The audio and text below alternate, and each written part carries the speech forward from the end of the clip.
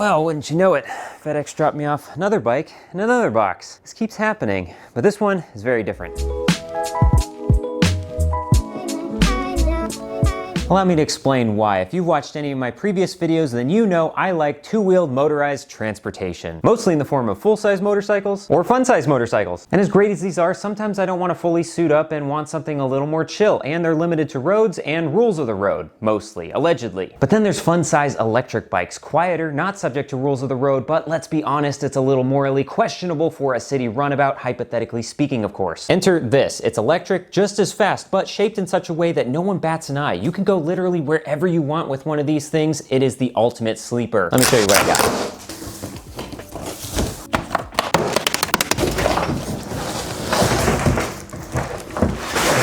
And what I got after clipping the sheer number of zip ties that come in this package is a Magicycle Ocelot Pro 2.0. And my thanks to the folks at Magicycle for providing this to me for my thoughts. Link in the description below if you're interested, by the way. And it came with these things, which I found are called pedals. Interesting. Yep, it's a bicycle, but this has some serious power behind it. This thing boasts a 52 volt, 20 amp hour battery. That's more than this little guy right here. This only has a 48 volt, 13 amp hour battery. Peak output on this bike is 1500 watts, and the Ocelot claims an impressive 120 miles of range. Bold claim. We're gonna have to put that to the test later on. Or we can just do it now, no point talking about it in the garage. Let's actually get out on the road. And yes, I'm wearing a motorcycle helmet on a bicycle. It's all I have, but better safe than sorry. Might take me a few miles to get familiar with this bike. I want to be able to use this as transportation, but not totally tire myself out. So I figured today I'm just going to go around our fair city here. We have been getting a lot of bike paths and a lot of different ways to use bicycles in San Diego, so might as well give them all a try, as well as enjoy some of the other attractions this city has to offer. And already I had a car pull out in front of me. It says we're on this fast straight. First thing I'm going to test is top speed. So there's a couple of different ways that this thing will give you power, and I'm in one of those, but we'll go over that later. And so I'm pedaling, barely pedaling, like I don't even feel the actual chain tension. I'm not doing anything to this. I might as well just go full on the twist throttle. But the top speed is 29 miles an hour. That's pretty fast. Okay, camera was off, but just a second ago I had the second car pull out in front of me. Good a time as any for a break. And our first stop, some coffee. All right, coffee break over. Now I'm full of caffeine, full of energy, so now I'm in a different torque setting so that I actually have to pedal if I want to get any kind of assistance. And I've been doing this for a good bit now, at least a few miles, and I'm still averaging around 20 miles an hour. But it is giving me a little bit of a workout. I also had to have my coffee at the coffee shop because, as you can see, there's no cup holders on this bike. And the interesting thing is there's not even availability of cup holders. Usually there's 2 bolts here, pretty standard for any bicycle, so that you could put, at the very least, a water bottle holder. This bike has got nothing. And the funny thing is, I checked Magicycle's website. They actually sell a cup holder that is designed to use those points, but you can't use it on this. Even though the picture clearly shows it on this particular bike, I don't know how they do it. Maybe it's double stick tape, but I don't think I would trust that. I'd rather trust the nut and the bolt. Let me talk about comfort on this bike. So of course the seat is adjustable height-wise so that it can be appropriate for your leg length, your inseam, which actually I think I might have it a little low. And I don't think the seat, for me in particular, is as far back as I need it to be. But we're almost to our first destination, second destination, I guess, after coffee. So I think I will adjust my seat there. I did bring the toolkit. All right, before we make it to our destination, we have a very steep hill. So I'm just going to use the throttle on this and just see how the bike takes it up. No pedal assist whatsoever in the highest setting. I'm holding up traffic and it's going 17 miles an hour. What happens if I pedal assist? Interesting, so if I pedal assist and not just use the throttle, I get more. Now I'm up to 20 miles an hour. Still holding up traffic though. And look at that, we have made it to our destination. So, as you can probably see on the screen here, we've done 12.4 miles so far, and this is interesting, 46% of the battery remaining.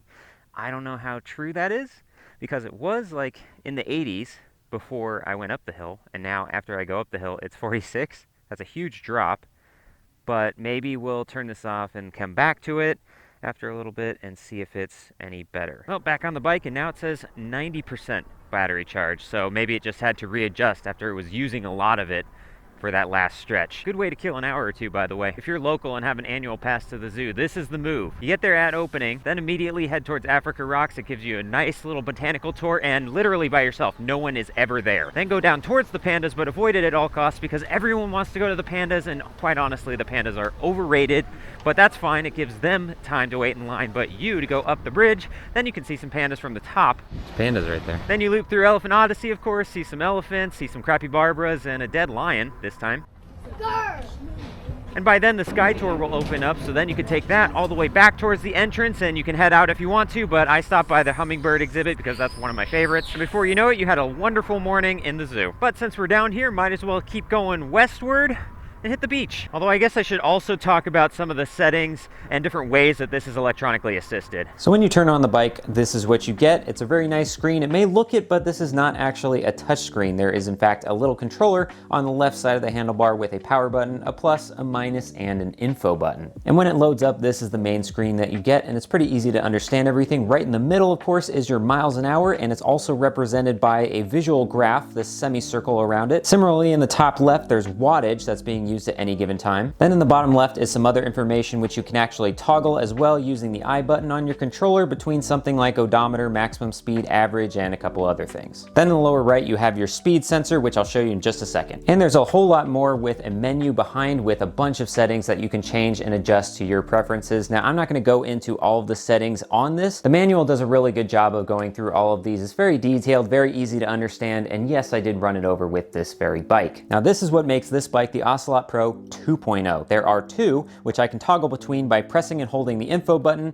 as you see here. First is the most straightforward one, which is the speed setting right here indicated with a little S. Now it's my understanding that this gives a generic consistent speed as long as you are pedaling, and it doesn't matter how hard or soft you're pedaling, as long as your legs are moving, this is going to be giving you some kind of assistance. And the amount of speed that it's giving depends on this number down here. This ranges from 1 up to a maximum of 7, and the higher the number, the higher the speed. But then if we toggle to the second one, we get a little T here that indicates this is the torque mode. It's going to read your input and then provide the appropriate amount of speed and assistance to go with it. So if you pedal slowly, it's going to give you a little bit. If you pedal hard, it's going to give you a lot. But at the same time, it's also using the same amount of speed modes here, 1 through 7, giving a different level of intensity. So as I've been riding this around, and it's been over 16 miles now, I've kind of landed on using the torque spec and then just clicking up and down on the different levels as I see fit. Even though the torque spec is not as fast as just the regular speed sensor and just using the straight levels 1 through 7, it's more intuitive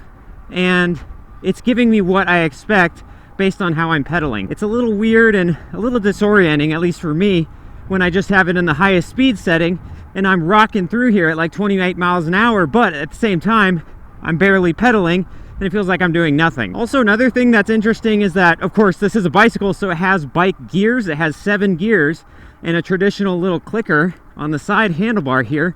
However, I've only been using the highest gear, 7. Like right now, it's a little hard to push at first, but then once the electronic assist gets you going, then it's really easy to just kind of settle into a groove. You know, something else I noticed when this is flat straight like this, and you're in mode 7, I'm only going 15 miles an hour, I can click it all the way down to like 3 and still be going 15 miles an hour. So you have to kind of keep that in mind to actively change the speed modes based on how flat and how fast you're going. Because you might as well save the battery if you're not going to be using it, and this says I'm at 41% already. All right, now we're where the e-bike thrives, the boardwalk. And here I actually did put it in a lower gear, and I'm at the lowest electronic assist setting because, of course, we have a speed limit here. There's a lot of people walking, a lot of obstacles. Don't want to hit anybody. I think this is probably the best case for an e-bike like this, where you can be able to go from your home all the way down to the beach with minimal effort. I'm not huffing and puffing. Get to the boardwalk, slow down, chill, enjoy the beautiful view, the high surf we got today. Check out all these luxury rentals and homes that I can't afford. What can I say? It's a nice morning. You know, this has fat tires. It's supposed to go on the sand, so let's try it on the sand. Okay, it's a little tougher. I gotta actually put some effort into it, or I guess I can click up. There, once we get to some harder stuff, some wet sand, it's actually pretty nice. I thought it was gonna struggle a little bit because it has smaller tires. That's the one thing about this compared to other similar e-bikes. I think this is 20 I'll correct myself if I'm wrong. But generally, smaller tires will struggle a lot more in rough terrain, off-road basically. Interestingly, even though I have it in the highest setting, I'll occasionally hit a wet spot like this. And even though I'm still pedaling at the same rate, the electronic assist does nothing. It kind of hesitates. So a little bit more of a workout here. Oh my gosh. Okay, this is what really soft sand does. Even in the hard pack sand, I wasn't going very fast.